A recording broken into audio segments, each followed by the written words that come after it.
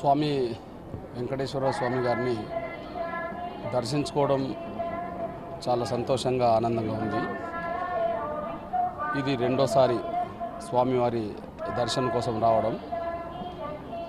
స్వామివారిని ప్రధానంగా మా సుదీర్ఘ పోరాటానికి సంబంధించిన వర్గీకరణ అంశం మీద స్వామి గారిని కోరుకోవడం జరిగింది.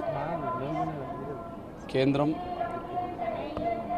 ప్రభుత్వానికి నాయకత్వం వహిస్తున్న ప్రధానమంత్రి నరేంద్ర మోడీ గారు త్వరగా మంత్రివర్గ ఆమోదం తీసుకొని ఈ సంవత్సరమే వర్గీకరణ బిల్లు ఆమోదం పొందే విధంగా చూడాలని కోరుకున్నా.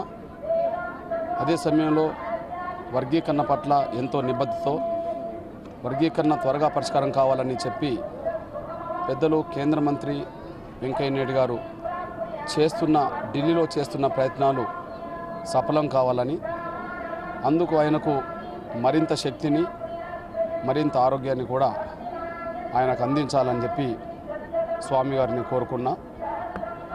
మూడోది, ఆంధ్రప్రదేశ్ ముఖ్యమంత్రి నారా చంద్రబాబు నాయుడు గారు ప్రతిపక్షంలో ఉన్నప్పుడు వర్గీకరణ చేస్తామని అమలు చేస్తామని హామీ ఇవ్వడం జరిగింది. ఢిల్లీ వెళ్ళైనా వర్గీకరణ సాధిస్తామనడం జరిగింది. వర్గీకరణ చేసి పెద్దమాదిగాని అనిపించుకుంటానని హామీ ఇవ్వడం జరిగింది. ఆ హామీని నిలబెట్టుకునే విధంగా స్వామిగారు ఆయనకు మంచి మనసును మంచి బుద్ధిని ఇవ్వాలని చెప్పి కోరుకున్నా.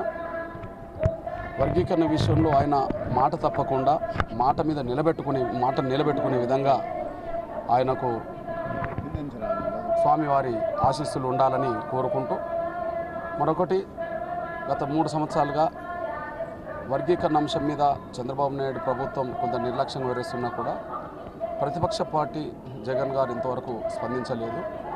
ప్రతిపక్ష నాయకుడిగా జగన్ గారు కూడా గతంలో వర్గీకరణ పట్ల వాళ్ళ తండ్రి రాజశేఖర రెడ్డి గారి నుంచి మొదలుకుంటే జగన్మోహన్ రెడ్డి గారు కూడా అనుకూలంగా ఉన్న సందర్భాలు ఉన్నాయి. ఇప్పుడు ప్రతిపక్ష నాయకుడిగా మౌనంగా ఉన్నాడు.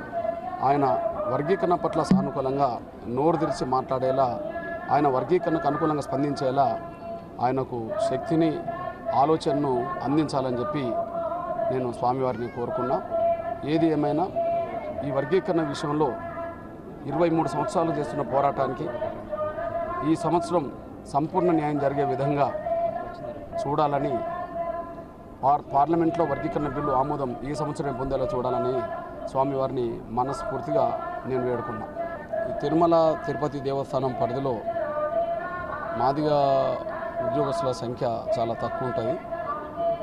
భవిష్యత్తులో ఎలాంటి రిక్రూట్మెంట్ ఎలాంటి జరిగినా కూడా కొంత ఈ సామాజిక వర్గానికి కొంత ప్రాధాన్యత ఇచ్చే విధంగా చూడాలని నేను కోరుకున్నా.